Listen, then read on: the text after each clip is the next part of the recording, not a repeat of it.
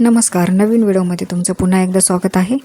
हे मी आज बेबी पोटॅटोची भाजी बनवलेली आहे, ग्रेव्हीवाली. खूप टेस्टी आणि खूप छान झाली होती. सर्वांना खूप आवडली. तुम्ही पण नक्की ट्राय करा. चला तर मी तुम्हाला आज याची रेसिपी सांगणार आहे. जे बेबी पोटॅटो आहे ते मी बॉईल करून घेतलेले आहेत अगोदरचेच. त्याचे साल वगैरे काढून घेतलेले आहेत. आता मी गॅसवरती कढई ठेवलेली आहे. त्याच्यामध्ये 2 चमचे ऑइल टाकलेलं आहे. आता या तेलामध्ये कांदा टाकायचा आहे. मी उभा कट करून घेतलेला कांदा आहे, तो चांगला फ्राय करून घ्यायचा आहे.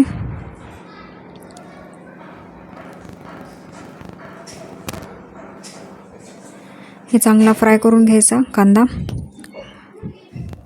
आता या कांद्यामध्येच मी टोमॅटो पण फ्राय करणार आहे.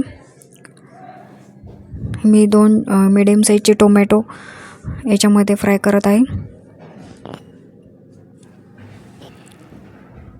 हे बघा, आता हे चांगलं फ्राय झालेलं आहे दोन्ही पण. मी गॅस बंद केलेला आहे आणि आता हे बाजूला काढून घ्यायचं आणि थंड झाल्यानंतर ते मिक्सरमधून काढायचं आहे. आता याच कढईमध्ये मी ऑइल टाकणार आहे आणि त्याच्यामध्ये जे पोटॅटो आहेत ते फ्राय करून घ्यायचे आहेत थोडेसे, म्हणजे ते चांगले टेस्ट पण लागते त्याची, थोडेसे क्रिस्पी पण होतात. हे बघा, आता हे पोटॅटो बेबी पोटॅटो आहेत. हे मोठे पोटॅटो घेतले तरी चालतात, ते कट करून असे त्याचं पण करू शकतो आपण या पद्धतीने भाजी. तर आता हे पोटॅटो व्यवस्थित फ्राय झालेले आहेत.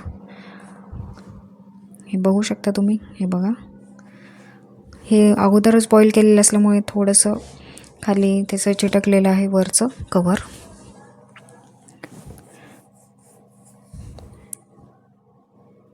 आता हे मी बाजूला काढून घेते पोटॅटो.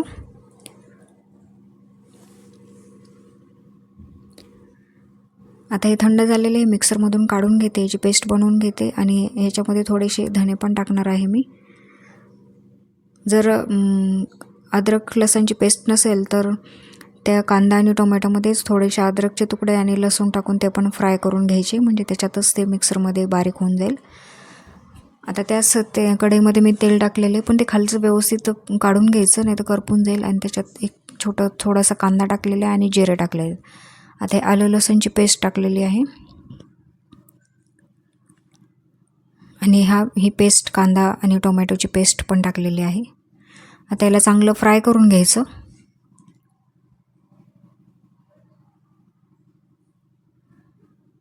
हे बघा, आता हे चांगलं फ्राय झालेलं आहे, व्यवस्थित मिक्स झालेलं आहे ते तेलामध्ये.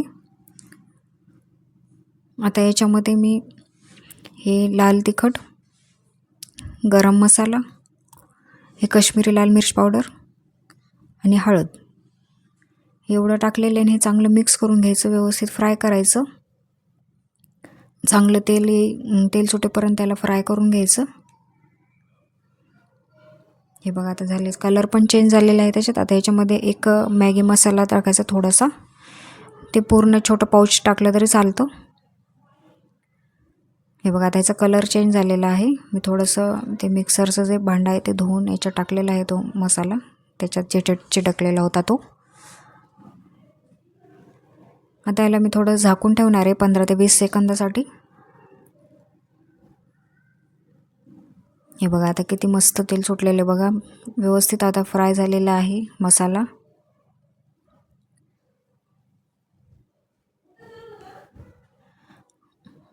आणि आता याच्यामध्ये मी दही टाकणार आहे. एक छोटीशी वाटी आहे माझ्याकडे. हे समजा हे मी जे चम्मचने हलवत आहे तेवढा भरून ते दही असेल. हे चांगलं मिक्स करून घ्यायचं याच्यामध्ये, या मसाल्यामध्ये दही. हे दही मी घरीच बनवलेलं आहे, फ्रेश आहे. आता हे चांगलं मिक्स केल्यानंतर याला परत मी एकदा झाकून ठेवणार आहे.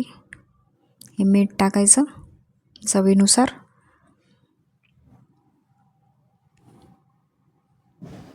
आता याला मी झाकून ठेवते परत एकदा. हे बघा, किती मस्त तेल सुटलेलं आहे, खूपच छान, वास पण खूप सुंदर येत आहे. आता याच्यातच मी पोटॅटो टाकून घ्यायचे आणि चांगलं मिक्स करून घ्यायचं परत. ते पोटॅटो पूर्ण मसाल्यामध्ये जातील या पद्धतीने पूर्ण मिक्स करून घ्यायचं, त्याला कव्हर करून घ्यायचं ते मसाल्यामध्ये. आणि आता मी याच्यावर कसुरी मेथी टाकते थोडीशी.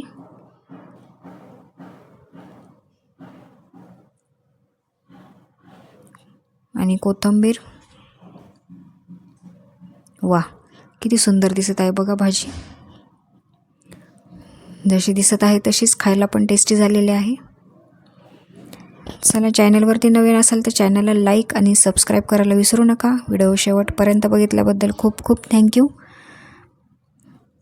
बघा, खूप छान झालेली आहे. आणि तुम्हाला जेवढा रस्सा पाहिजे आहे तेवढं पाणी टाकून पूर्ण त्याला परत एकदा झाकून शिजू द्यायचं. हे बघा, आता मस्त आपले बेबी पोटॅटोची ग्रेव्ही रेडी झालेली आहे. वा, खूप सुंदर, खूप छान स्मेल येत आहे. मला तर बघूनच तोंडाला पाणी सुटलेलं आहे. खूप छान झालेली आहे भाजी. चला, तर भेटूया नेक्स्ट व्हिडिओमध्ये. तोपर्यंत बाय.